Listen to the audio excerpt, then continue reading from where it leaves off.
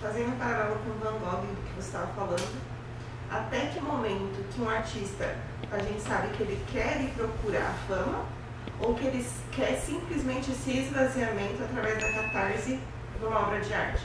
Porque às vezes o artista, ele não está interessado na fama e nem no dinheiro, que é o caso do Van Gogh. Na verdade, ele está interessado nesse esvaziamento e nesse olhar para dentro de si. Eu acho que o trabalho dele era esse. Sim, isso ele deixou bastante claro, eu acredito. Dá pra gente compreender dessa forma. Não era interesse dele, era interesse intelectual e terapêutico. Intelectual, pelo conhecimento, que é revelado através das cartas, é muito intensa no Van Gogh.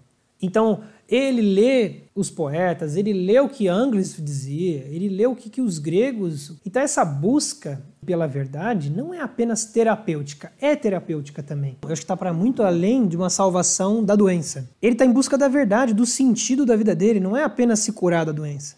Se vocês pegarem os desenhos do Van Gogh, os primeiros desenhos, ele tinha um problema de proporção básico que é curioso.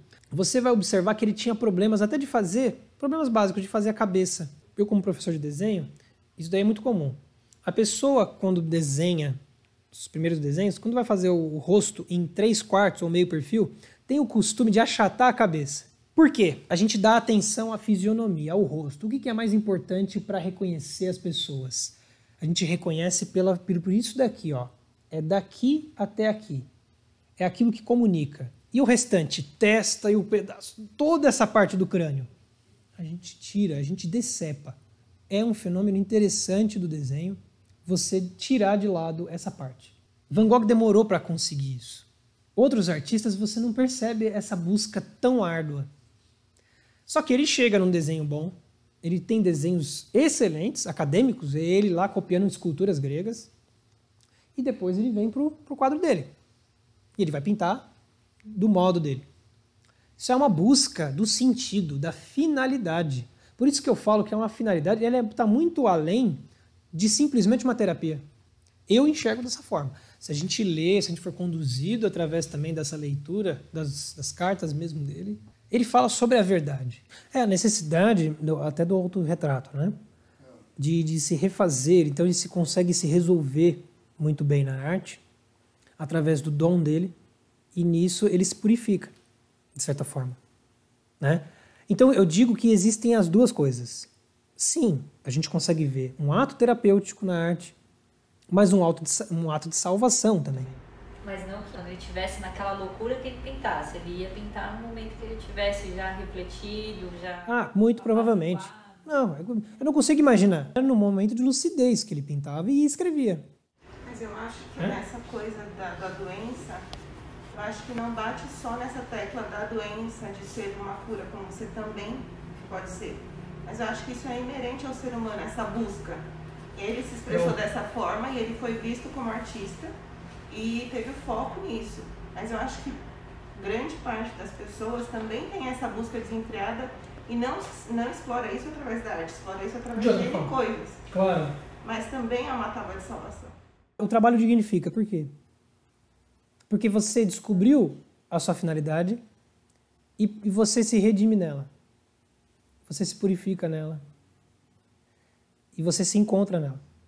Você sabe uma coisa que Viktor Frankl disse também? Que Freud afirmou o seguinte, que o momento em que o sujeito se pergunta sobre o sentido da sua vida, ele demonstra que está doente. Viktor Frankl diz o seguinte, não.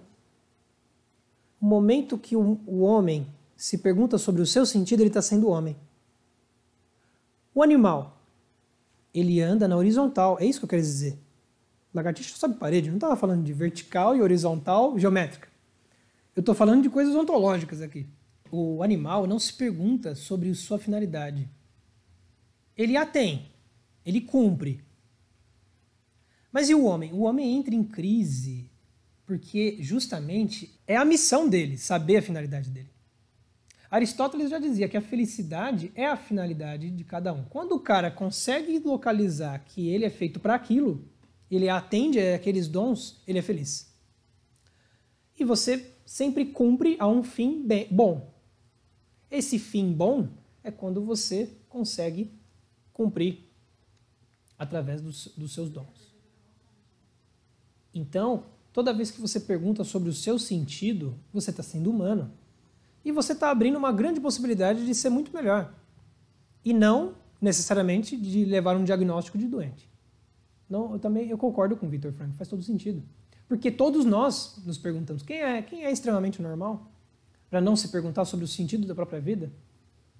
Aliás, quem não pergunta do sentido está doente.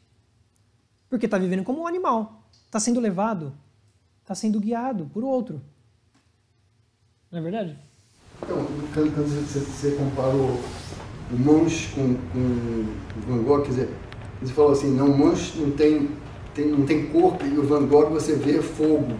Quer dizer, então você acha louco, de repente a gente sabe que o Munch estava depressivo, quer dizer, você vê uns quadros só depressivos, as cores que você colocou, né? E já o Van Gogh não, realmente você vê a luz ali, você vê alegria. Então é incrível, né? E quanto um é taxado de doente e o outro não. Agora, você pode, não sei como é que era Munch, ele poderia ter vários problemas. Poderia ser um cara também taciturno, problemático, não sei. A questão é que cada um vai representar de uma forma, que não é necessariamente um espelho descritivo, factual da sua vida. Os artistas, mesmo quando eles têm esses problemas pessoais e acabam, às vezes, passando ou não para a tela, sempre são salvos pela representação. Porque representação é aquele distanciamento. Aí também está uma chave interessante.